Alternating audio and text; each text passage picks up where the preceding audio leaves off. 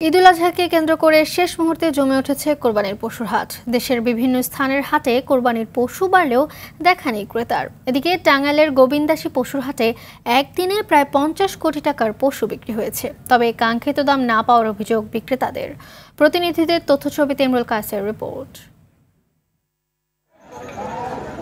নানা জাতের পশুতে ভরপুর টাঙ্গাইলের ভুয়াপুর উপজেলার গোবিন্দাসী পশুর হাট। ঈদকে ঘিরে পুরোদস্তুর জমে উঠেছে এই হাট।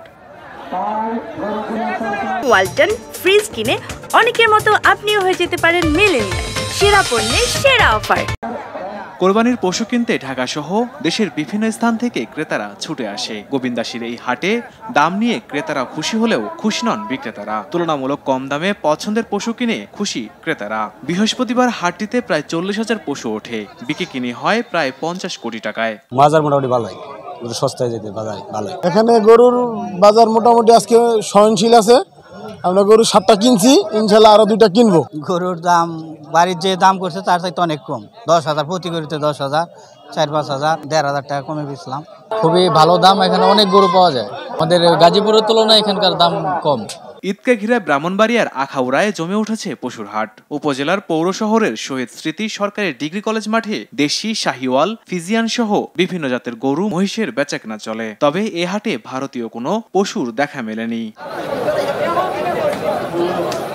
মৌলভীবাজার জেলার ট্যাংরা বাজার, বাবনা বাজার, সিন্দুরখান, সাগরদিঘির পাড়, কমলগঞ্জ, জুরি, বড়লেখা ও জেলা স্টেডিয়াম সহ স্থায়ী অস্থায়ী হাটে প্রচুর পরিমাণ পশুর সরবরাহ হয়েছে। হাটে ক্রেতা সমাগম কম হলেও ঈদের আগে পুরো দমে জমে উঠবে বলে আশা বিক্রেতাদের।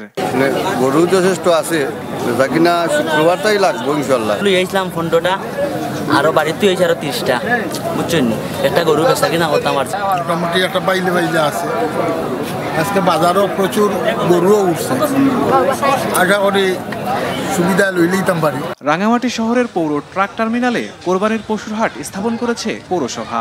জেলার বড়কল, লংগদু, বিলাইছড়ি, জুরাছড়ি, ননিয়ারচর উপজেলা সহ বিভিন্ন এলাকা থেকে কাপ্তাই হ্রদে নৌপথে পাহাড়ি গরু নেওয়া হচ্ছে পশুর হাটে। পাহাড়ের এসব গরু স্বাভাবিকভাবেই মোটাতাজা ও সুস্থ হওয়ায় সহজেই ক্রেতাদের মন কাড়ছে। ইমরুল কায়েস, RTV।